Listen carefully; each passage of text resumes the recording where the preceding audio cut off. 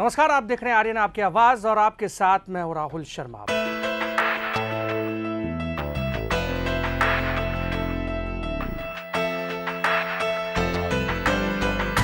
देश का सबसे बड़ा गद्दार सूली पर लटका दिया गया। आखिरकार संसद पर हमले के 11 सालों बाद अफजल गुरु को फांसी दे ही दी गई। लेकिन सवाल अब भी मौजूद है कि क्या वाकई में जितनी बड़ी रकम सारंडा के विकास में लगाई जाएगी वो भ्रष्टाचारियों से बची रहेगी, और साथ ही साथ जिस काम के लिए सारंडा को पूरी तरह से रोल मॉडल बनाया जा रहा है वो सफल साबित होगा।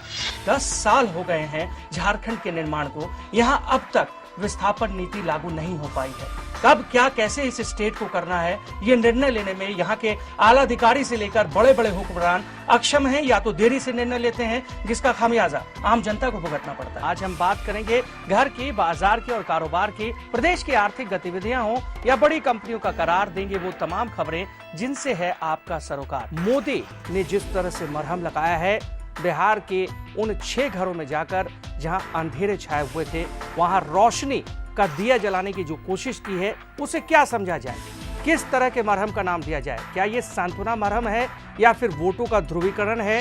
वोट की राजनीति कौन कर रहा है, कांग्रेस या फिर बीजेपी? नेमतुल्ला साहब, अरे ये तो बीजेपी कर रही है, कांग्रेस क्या? इसका तो ये शुरू से इसका विचार रहा है इस तरह से।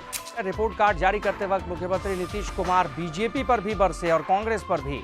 बीजेपी को जहां उन्होंने परेशानी बताया, वहीं समय पर फंड नहीं देने के लिए कांग्रेस पर भी पलटवार किया। बिहार जिसमें गरीबी रेखा से नीचे रहने वाले लोगों की संख्या, लेकिन मनरेगा में भ्रष्टाचार भी बढ़ रहा है, ये आपको नहीं भूलना चाहिए। भ्रष्टाचार, आप ही के तत्कालीन प्रधानमंत्री राजीव गांधी ने कहा था कि देश की जनता का जो पैसा है, गरीबों का पैसा जो उनके पास तक पहुंचता है, अगर वो 100 पैसा है तो उनके पास आते आते वो सिर्फ 10 पैसा रह जाता है। कल्याणकारी कार्य करना सरकार का जिम्मा है, उसे केंद्र से फंड मिलता है और फंड मिलने के बाद ही वो सब कुछ कर पाती है।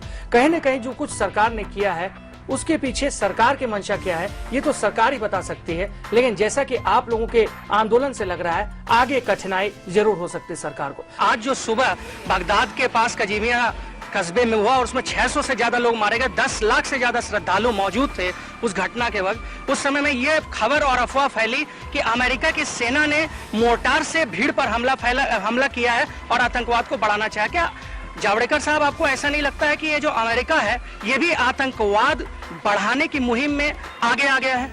कल पर्यावरण दिवस है और ये बच्चे हमें इस बात की प्रेरणा दे रहे हैं कि किस प्रकार वृक्षों की होने वाली कटाई को रोका जा सके ताकि हमारा यह विश्व हरे भरे वृक्षों से आच्छादित हो सके। कैमरामैन विक्रम के साथ राहुल शर्मा, जी न्यूज़, दिल्ली।